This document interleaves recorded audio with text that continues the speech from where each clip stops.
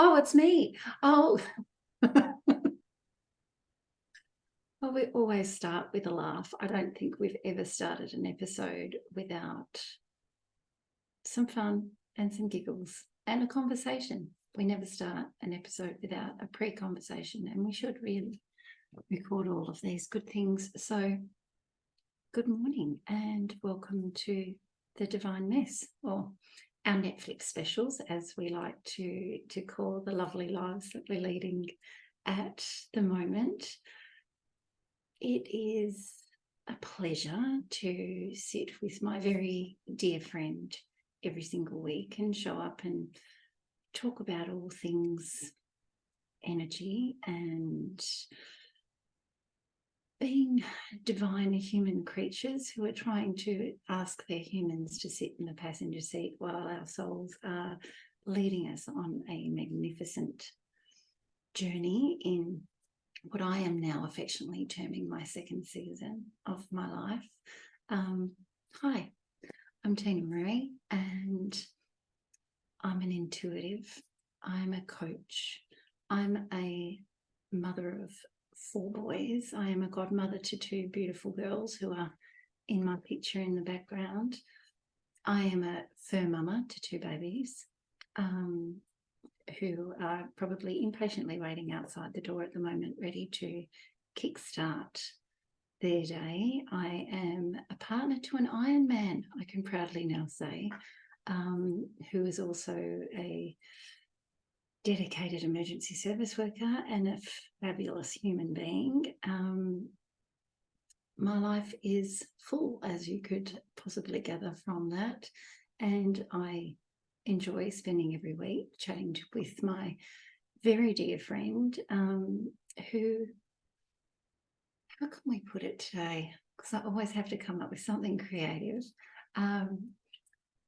is Mauritian by birth, Kiwi by choice, French speaking, though he says his French is requiring a little bit of work, so perhaps I should send him the Duolingo app and then we can work together.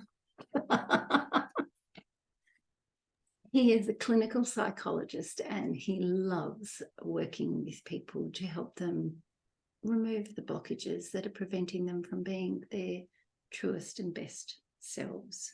So I will hand the ball over to my delightful friend, Mr.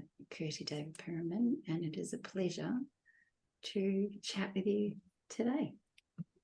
Thank you, Tin, for our 30th episode. And isn't that awesome? We've been talking again, before, always, before any recording. It feels like we recorded, we needed to record it 60 episodes easily. We got into, so easily. And I feel that it's a work in progress. We're always looking for something new. And I feel that today is a continuation of our previous episode, and it's getting into the season of our life, like Tina termed it. And I love that quote. So by the way, if you're listening for the first time, I'm Kirti Deva Bilman, and like Tina said, I work with people as well, but not as a clinical psychologist. I used to work as a counselor. That's how the labeling was, life coach if you want. And now I feel like this year has taught me to be more into my spiritual being rather than my human self. At times, that's why we have great conversation. I feel those episodes is a good reminders of how we tap into our spiritual self more rather than just in our 3D world. Mm-hmm. So that every time I speak to you, that's a good reminder of that. Just to go into that heart space, or however you want to call it, just to go within. And I feel like when you're moving into those different seasons of life, that's what happened, because it's moving more towards your inner self. It's like discovering more your inner self, or remembering who your true self is. And I feel that's what the season of life are about, because if you compare it to, the winter or the spring or whatever it is, like we all go through that. And when we face a challenge, I feel that's how it is. And the key is like to go within. And we have been talking about that in the previous episode and in many episodes before. And people always ask, like, how do you go within? Like, is it just sitting on the meditation mat? You know? And I feel Question, right? It's such a good question. not it's one way, yes, definitely. But I feel like even when you're doing the dishes, it could be like that moment when you're focusing on that because you are living, if you're taking like 30 seconds and really focusing on doing the dishes, that's become like your meditation. And in a way, you're connecting within yourself without realizing it. Because if you're not thinking about your to-do list, you know, what's the next one and what's the good TV show on Netflix or what I'm going to do next, what's happening for Christmas or what's happening for New Year. And if you're not doing all of that and you're just focusing on doing the dishes, that become your meditation. And in a way, it might sound weird, but you're going within as well. And just by walking, uh, for example, your dogs, you know, like that's another way as well. There are so many simple ways because people will think we tend to complicate everything and think like, oh, yes, we need to buy the meditation mat and then just sit and just focus. And I bet you like you won't be able to do that in the first few minutes, you know. And Joe Dispenza has a really good tool that I listen to. Is like he had like a magical box. So before meditating, he has like a pre-meditation that he talk about. So it's like a pre-workout. For me, it's like it sounds like a pre-workout. So what he does is like basically throw every thought into a like a magical box. That's to think about later, you know, like, and that's how he put it. And the moment, and then it takes a 20-minute process. So for the first 20 minutes, that's what he's doing. Any thought that's coming through, he's just throwing it in the box. And then following that 20 minutes, that's when he called it meditation. That's when he can really focus on the inner self because he already discarded all the thoughts, you know, like the to-do list, the task list, the what's next on the shopping list, for example, especially during this holiday season where we need to spend, you know, joyfully, maybe our bank. Yeah, for sometimes it's not so joyful because I think we get the wrong end of the stick about what it's all about. You know, like in terms of it, having to buy the latest and the greatest. And I think it's interesting when you look at the word presence, you know, as to how you spell it and the intention that you put on it. Are the gifts that you are giving, are they equally as important, or are you placing more importance on them over the time that you're choosing to give to people? You know, because it's invaluable. Your time cannot be measured. I mean, yes, we can as a work thing put a dollar value on our time. You know, we put a dollar value on an hour consultation. We can put a dollar value on a 12-week program or a 30-day program. We can put a dollar value on that. But when we're spending time with the people that we love and we are investing in them by giving of ourselves freely and being present and in the moment and not thinking of the to-do list, the grocery shopping, what's coming next, what event we need to go to next, you know, who we're going to talk to, who we might run into, what opportunity is going to be there. Monkey mind can go a little bit crazy. So I think we need to be mindful that during this season and really during any season of our life, we need to be mindful of being present with each and every person that we choose to spend time with. And even if it is the person in the line at the grocery store, even if it is the person that is serving you at the big box store or the local deli or wherever it happens to be. They're somebody too, and they're somebody's love, and they're spending time away from the people that they love in order to earn a living for their family, to put turkey or chicken or prawns on the table on Christmas Day. So don't be on your phone. Don't be rude. Just be thankful that someone's there to serve you, to give you what you need so that you can wrap something up and stick it under a tree and give it to the person that you love. That requires someone being in service to you. So, you know, yes, you're paying them for the product or the service that they're providing, but you can also pay them in other ways with, you know, a grateful heart and your attention and your time and your gratitude for taking the time out to take care of them and making each moment special during this season. Because like you say, for a lot of people, Christmas can be really tough.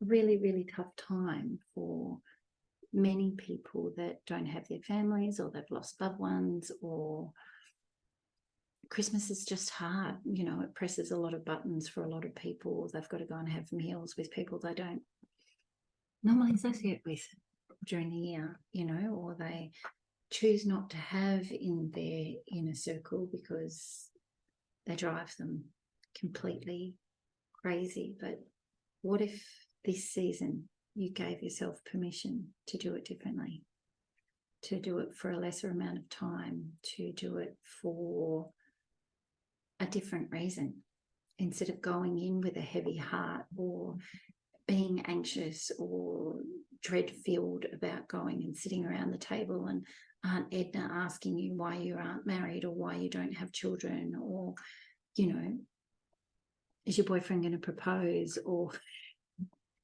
you know, or are you still in that dead-end job? Like, if you need to change it up and you need to limit how you choose to spend that time, you're well within your rights to make a different choice in this season. You know, like Ed Milet says, it's separation season. How are you going to separate yourself from the Christmas it was the year before, or the year before that, or the year before that? You know, and if being around those people doesn't fill your cup to absolutely overflowing, then why the hell are you there? You know, if you've got friends that you'd prefer to spend time with, if you'd prefer to do, as my girlfriend used to term it, an orphan Christmas for all of her friends and work associates that weren't in the same town as their family, or they didn't have family, or they chose not to spend time with their family due to familial relationships not being what they would like them to be. They had the best Christmases because they sat around. There was 20, 30, 40 sometimes, with seafood and drinks and music and good time, and creating different memories about what this season means for people. So it doesn't have to look a certain way. It can look any way you want it to look. My Christmas is going to be quiet with my 2 dogs on the bed because my love will be at work, choosing to be of service to the community on Christmas night. So sure, not ideal, but that's his job, and that's the role that we accept that he needs to play during this season. And we just hope that everybody stays safe and well and whole, so that he gets to sit down and enjoy a Christmas dinner with all the people that he works with, rather than running around the countryside seeing people on their worst day. You know, so we send prayers and hopefully a nice energetic bubble to go over the top of the fire station so that he can enjoy a relaxing evening with his work colleagues and being in gratitude for the fact that the bells aren't going off and he's not having to race somewhere. And so for me, it will be something busy in the morning, but time to myself. And I would never have ever thought that that would feel like a great idea. But you know what? A relaxing bath, maybe a trip down the beach, something, and it's all about me. This is a very new season for me to enter into, because it's always been about the kids, you know. And for any parent will recognize that it's always about, you know, making the day special for the kids and going from this place to this place to this place to this place to doing all the family stuff. And when you separate from one family and you try and make Christmas was hard for a good 3 or 4 years, and still continues to be a tricky time, but I'm just choosing to view it a little bit differently, as I get to spend time with my kids and I don't try and make it into something it doesn't need to be. And I think that's the biggest bit. But I suppose for my good friend sitting next to me, he's away from family during Christmas, so his Christmas would look a little different from what they know. What would your typical Christmas, if you were home with mum and dad, what would that look like?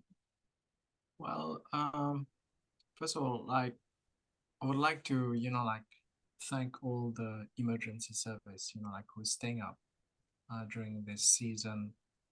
Anyone like in hospitality, as we said, like in the last episode as well, and their families as well, to recognize the sacrifice that they are giving, and just take that minute, like, just send them healing, light, love, and be grateful that you're able to spend that time safely because of them as well, in that moment.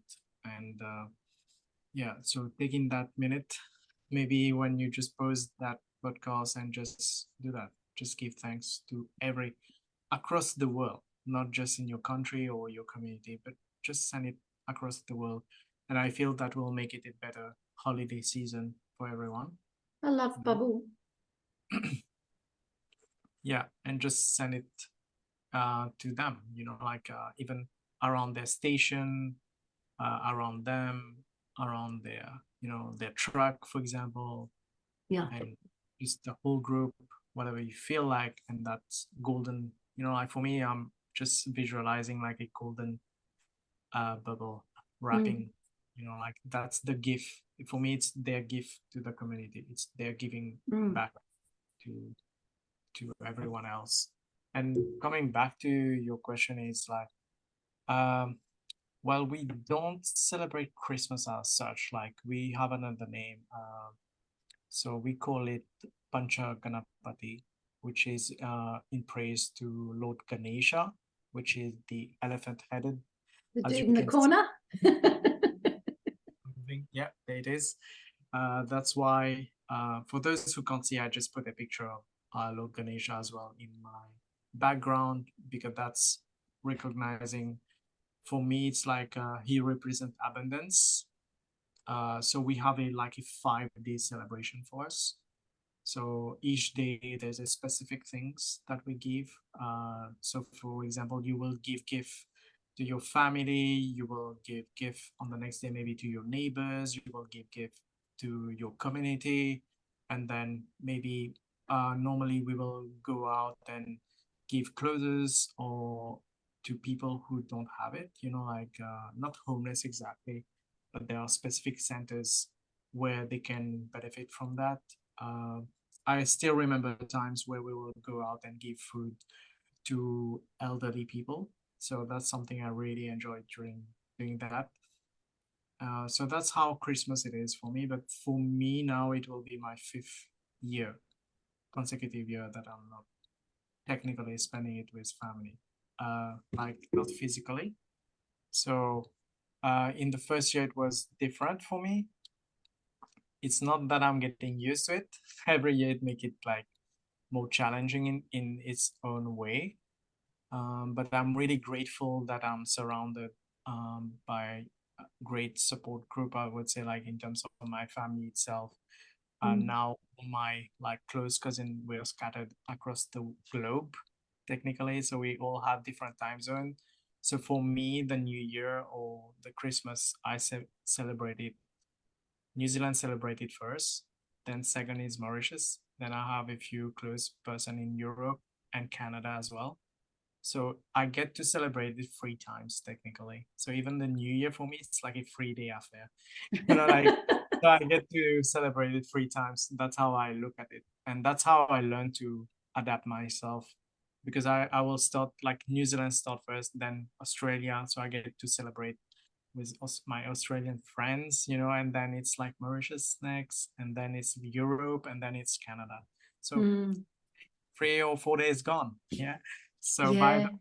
so for me, that's how I celebrate my holiday season. Um, but it will be like in terms of like that inner work, and I will take that time.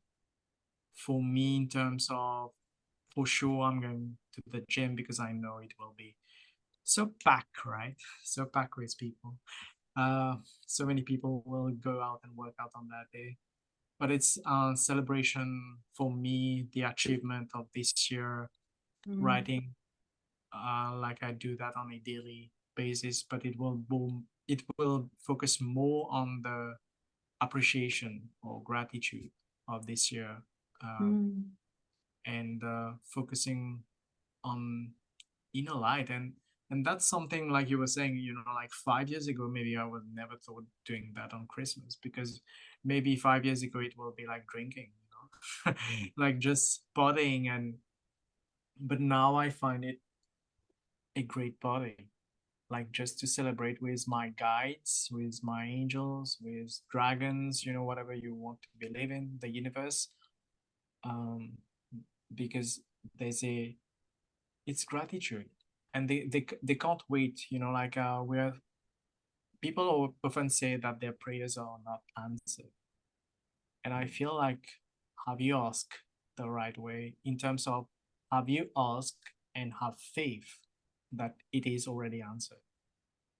And I think that's the biggest problem, isn't it? Is that you end up sounding like a child that wants a chocolate at the supermarket. Yeah. I want it, I want it, I want it, I want it. And they just, you have to have the faith that once you've asked for the request, it's a bit like, someone explained it to me once, like when you go to a restaurant and you look at the menu and you say, I would like the chicken parmesan, please. You have every faith in the world that what you order is what you're going to get. Or when you step on an aeroplane, that the pilot has the training and the capacity to get the plane up off the ground, hurtle you through the air and get you to your next destination. Or the same when you get on a bus or you get on a train or you put an online order to an online store. This is what I want, and it turns up. Why can we not have that level of faith for the things that we know are coming to us? We've put the order in at the restaurant. Now we just need to sit. However, you do also have to understand that sometimes when you're putting those prayers out, your guides are not going to give you the prayer exactly how you asked for it. It may come with some challenges, and it may come wrapped in a different lot of Christmas paper, and it may come in a different shape and size to what you expected, but it's still come. And like David said, that practicing of gratitude for even the littlest things. You woke up this morning, you can put your feet on the floor, go to the bathroom, brush your teeth, put your workout gear, get in your car started, the roller door went up. You could drive to your gym, You could get out, you could do your exercise, or you could take your dogs for a walk, or you could do whatever it was. All of those things are things that 10 years ago you asked for. And I remember it's exactly how I sat in my family home with my ex-husband. I go, I just want a quiet Christmas. I just want to be able to sit and read a book and not have the cricket playing, and there to be peace in my house. Have a guess what I'm getting this year? I'm going to be able to sit, I'm going to be able to read a book, and it's going to be peaceful. There's not going to be, I'm not going to put the cricket on the TV because, let's face it, I've got no interest in watching Test cricket. T20 maybe. But what I've asked for, I've been given. It may not be instantaneous like going through the drive-thru at McDonald's. It may take time. But we're normally the biggest blocks. We're normally the ones that are putting up the roadblocks and the speed humps and all the shiz in the way of you getting what you want. So, yes, it can be like the McDonald's drive-thru, but you have to be in alignment, you have to be in flow, you have to understand your own resistance, you have to understand your own blocks, and you have to breathe. And you have to have trust, and you have to be patient, and you have to surrender to the whole entire process, which is annoying and shitful at times, but it is what it is. Yeah, and I totally agree with that. And I feel it aligns with what you were saying about the season of your life, of our life, right? You're moving into that season now when you can actually allow that peace, that love to come through, where you're open to it. Because before it was like maybe you were into that resistance to it because you were like it sounded like more like an escape, but now it's like it's like I'm moving into that direction because that's where I want to go. It's not an escape. It's a choice, right? It's very different that I choose to maybe get a picnic blanket and go and sit down at the river with my dogs on Christmas night, and maybe take myself a drink and sit there and celebrate the fact that this is where I'm at. Yeah. And this is a great place to be, because there are so many blessings that we can, I've got 4 very healthy kids, and I've got an amazing human that I choose to spend my life with, and I'm feeling fabulous, and I'm on the journey to feeling much more fabulous than what I do now. And it's it's hard to explain to parents with new children, right? That when you get into this season where we've still got our boys that are needing a lot of love and guidance, but just in a different way. Like their needs are not as intense as what it is with a small baby. The needs are different, and it's you kind of get pulled in different directions, where the needs are very basic when your children are small, but when your children are older, it's a heavier, I think, mental load and emotional load that you carry, because you're trying to help them find their path and their direction. You're trying to ensure that they stay motivated and that they're making good, healthy life choices that are going to sustain them for, they're talking longevity of 150 years for the kids of our age, like that are in their teens and their 20s now. It's a long time to be on the planet, right? And hopefully some of those life lessons kick in a little bit earlier, but they've got their own seasons to move through. And I'll give all of you parents a heads up. You cannot fuck up your children. You just can't, right? They chose you. And that was a hard lesson. to learn. They chose you. They chose you for a reason. You chose them for a reason. They are mirrors to all the things that we are here to work on and evolve through. But they have their own path, and it may be difficult to watch them stumble and fall and hurt themselves and go through heartbreak and heartache and pain and discomfort and disease and all of those sorts of things. All you can do is hold space. It's not on you whether they do exceptionally well or they don't. The choices are theirs. And it's a different mindset to get your head around. But once you do, there is a sense of ease in that season of raising children and going, I'm doing the best with the level of knowledge that I have. And the same for yourself. This is the season where we do the best with the level of knowledge that we have. And we can only hope to be better than the person we were yesterday. And continue to grow and improve through all of the delicious seasons. You know, we're coming, for us in the Southern Hemisphere, we're coming into summer and all the beautiful things that come with this season, the lightness of being and lots of light and sunshine and time to be outside and, you know, enjoy the fruits of all the hard work that you have put in, all the seeds that you've planted this year.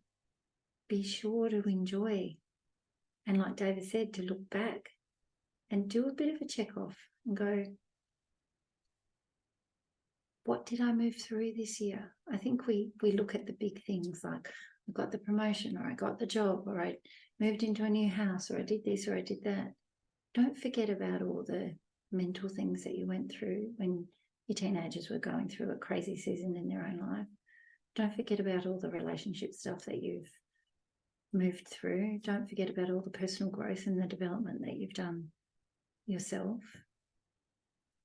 Take stock and give yourself a pat on the back because you know what? You've moved through a lot. And hopefully, like most of us, we've endeavoured to do it with some ease and grace and not kicking and screaming and being dragged by our hair back through the bushes. But the best is yet to come because you know what? You're not starting from scratch. Yeah. I'm starting from mile marker 49 and the road ahead is looking really good. Yeah. And I feel that the guides are saying like your best season is yet to come. You just 1,000%. barely the surface this year. And Yeah. a lot of people will feel like, well, I didn't even scratch the surface. What are you talking about? Like, I didn't even look at the surface. I was just busy looking around. And by surface, I mean like within, you know, like look within you. And I love the idea, like you just said, like not looking at the big stuff, you know, like the promotion, but it's more about you. Because if you go online and you watch all those posts, it's all about the celebration on the external, you know, like about the job or the money. It's all about that. But how about you woke up and you went to the gym even if you didn't like it? How about the time when you get out of bed, you make breakfast for your kid even if you didn't want it? Because for me, it's that image that come from Bad Mom, you know, the movie where she was like, you know, like, F you, I'm done. You do your breakfast, you know. But I feel like a lot of parents can relate to that. You know, 1,000%. they can relate to that. And so how about those time? How about you celebrate those time when you choose to do something for your kids, for example, even if you didn't want to, and even going to work, even if you didn't like, or taking that leap of faith, you know, like into your business and choosing you, maybe a relationship that was not working and you finally spoke up and say, I'm done. True that. Remember that phrase, teen? Yes, I'm yes, done. sir, I do. But also being vulnerable enough and taking the step to try something new, to try a new relationship, to put your heart on the line and try someone new on for size and go, oh, okay, that's interesting. I like that, or I don't. You get to set the boundaries in this season of your life. You get to choose. It's not life is happening to you. You create the life that you have. So if you want something different, time to open up the next chapter and write something different. Yeah. We all Because have choice. you hold the pen, you create Yes. your story. Yeah. And I feel like life is happening for you, whether you like it or not. And you might be in a season right now where you feel like, well, everything is looking like shit, everything is going down, you don't like it. So guess what? You have the power to change it. And it Yeah. starts with a thought, with an action, with one step, getting out of bed maybe, like phoning a friend, signing up for a course, signing up for a coach, looking for a trainer that will make you move and be accountable to them. Yeah. Choose to choose you above anyone else and be you, because the world will miss on your light if you don't do all those stuff. The Mhm. universe has put all those dreams in your mind so that you can achieve them, because you can. So if you're having doubt, that I saw a quote like, when in doubt, book that ticket and go. It was on a traveling Yeah. blog. But I feel like that's the same in life, right? When you're in doubt, do the next step. In like, for example, if you're in the gym, like that one more push up. When you're in doubt, when you feel that, especially like your partner can tell you, like in Ironman, when you're doing those long hours, you want to give up every single minute if you don't choose where to focus on, Yeah. why you have choose that goal. Because they always tell you, when you set those crazy goals, your why is important, why you're doing it. And I feel that people tend to say, like, for example, if you set like a money goal and you just say like, yeah, to make more money, or like, really, like, dig deeper. And even if you say like to cater for the family, yeah, that might be a reason. I say dig deeper, because there's a deeper reason why you want it. There's always, like, you can go deeper. And people, that's what they are scared of. And that's when they say, oh, the goals are not manifesting, they are not coming, they are into the season. Sometimes you're in the season of harvest, but sometimes you're in the season of just planting the seeds, right? You're Mhm. just planting and just watering. And it's like the bamboo story. I don't know if you all heard it, because there was like this one farmer where, I think it was like, I might be biased, but maybe in China or something like that. But he was like going every day and just plant the bamboo, right? The bamboo seed. And every single day, every year, every other farmer who planted rice, because they could, like, harvest it every season, they could get it like every year. But the farmer who planted the bamboo couldn't see it at all, like nothing for 5 years. But guess what? Every single day he went and watered it. Every single day he showed up for the plants. And on the 5th year, then you can see a sprout. And then within 6 weeks, it grew up like, I forgot the height, but it grew up like, maybe, I don't know, 1 meter maybe or less. Mm. And within 12 weeks, another 12 weeks, it went 5 meters or something, or maybe higher. But that's how life is, right? You go through different seasons. So that's why we show up every single week. And we know that it's planting the seeds, because whatever we're doing during the podcast, the episode is like we're planting seeds in your mind in a way, because those ideas might pop up one day like a sprout, and you will, oh yeah, I got it now. That's what they meant, you know. It was not woo woo woo. It's very funny when I say it. Yeah, it's my French and Mauritian accent.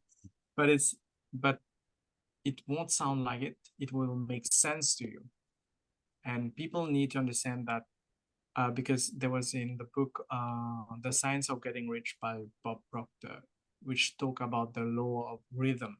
People need to understand it's like the wave. So we are going through different seasons.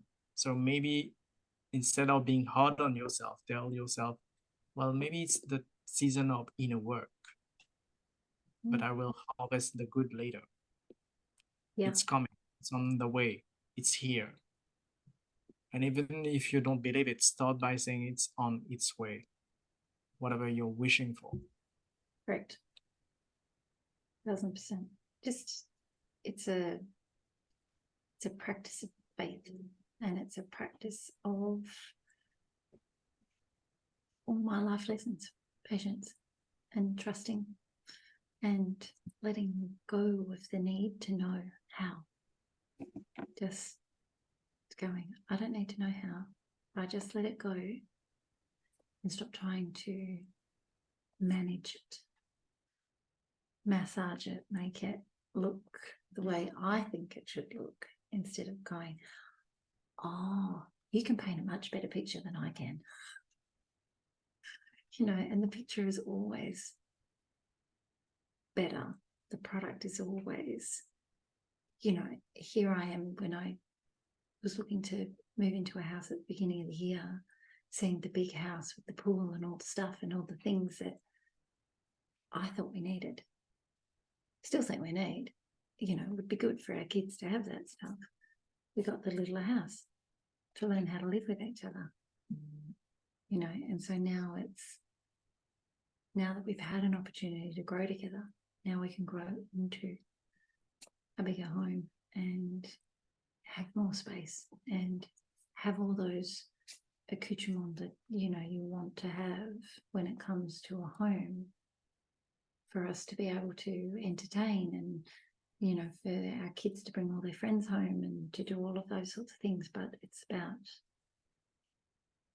understanding that there are certain steps that we as individuals needed to take first, and then you get the just rewards, I think, at the end. But like you said, we have to plant the seeds, we have to do the work, we've got to water everything, we've got to nurture it and love it. And even if you cannot see the results, like I'm 4 weeks in and I kind of go, I think I can see something, but I'm not really quite sure.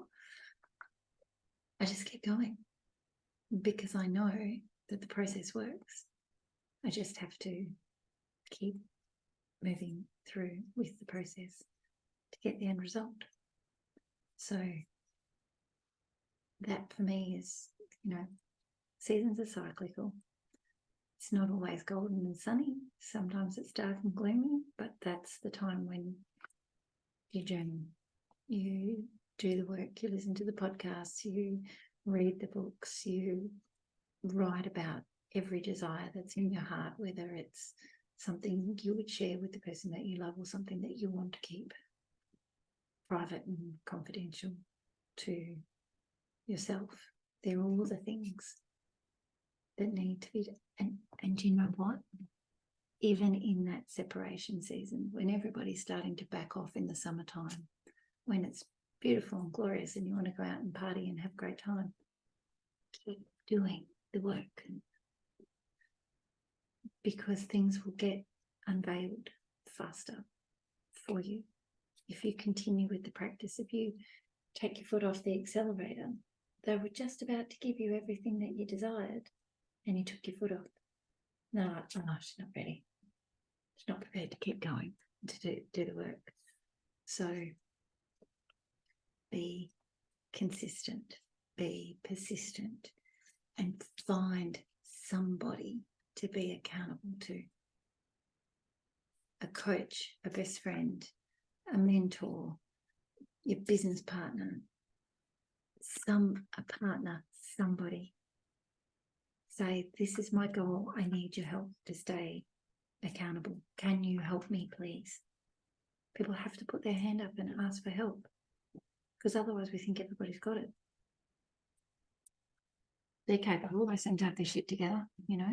They don't need my help. So if we don't ask the people that we love for help, then you only have yourself to keep yourself accountable. And if you're not that type of person, that if you require that extra amount of assistance, then you're going to be in trouble, because you'll flounder, because you'll find every excuse under the sun. I'll just tap on my Tim Tam, or I'll just sit down and watch Netflix when I really should go out and do a couple of laps around the block with the dogs, or go down the beach and go for a swim, or find that person. We are those type of people. We love seeing growth and progress in our clients. We love seeing them have those light bulb moments. We love seeing change, because that's the evolutionary process, right? It's the bit where you get to be the best version of yourself on that day. Find another human, link arms with them and say, you're stuck with me now. That's what he got a little while ago. And it's the incessant meme sending that he now gets from me as part of our glorious friendship. So, which I gladly receive. They're always funny, or they're always like on spot on the, you know, like on the spiritual messages. So I'm really grateful for that, you know, like for those reminders, even if we may not speak like for days, you know, like not days, like the days is like maybe 2 days, maybe a couple of days. maybe. We won't hear each other, but we know that anytime that, yeah, you need a kick in the butt, you know, like you can just call and just say, yeah, this is what's going on, and what are your take, or and I feel that reflective, you know, like questions, that's what matter. And when you have someone who is actually listening, you know, like who is actually taking the time, even if they are driving, which is not recommended, but even if they are doing that, but they're actually taking the time, you know, like to process, and maybe when they will stop, or they will have a, you know, aha moment, they will just send you a meme or a code that will, oh yeah, got it. Thank you. Makes sense. Yeah, it's like, even if in that moment you want to tell them to, you know, fuck you, but it's not thank you. But it's like, that's how you feel in that moment, because when you're, and that's what I call true friendship, you know, like when you're being on, you know, BS. True. And that's how you should be surrounded during these seasons of your life. And we all go through those different seasons where we are still trying maybe to find our community or tribe or friends or circle of friends, however you want to name it. And until you find yourself, they won't come to you. You know, like you have to be open to that possibilities. And I feel it's a perfect season really to take time for you. Even if people will say, oh, that's the busiest time of the year. And I'm like, well, what are you avoiding actually? If you're keeping busy that much, what are you not looking at? What are you not choosing to look at? Because like we spoke about in our last episode, when you sign up for those 12 weeks, people straight went to the Christmas period. The That excuses. the excuses, like they went straight to, but you focus on who you're going to choose in the coming year. You choose that, you know, and that's how people, I'm not saying like you should all look for a trainer now, like for a 12-week program, but if that suits you, even in 8 weeks or 4 weeks, just to start, do that. Yeah. Even if 4 minutes, like workout for you, start with that. But start somewhere. And remember, like we were talking about, you're the author of your own story. So don't forget that. And I feel that's a good way, right, to wrap up. I believe so. I do believe so. In a beautiful Christmassy package, right? All wrapped up neatly with a bow. Yes, most definitely.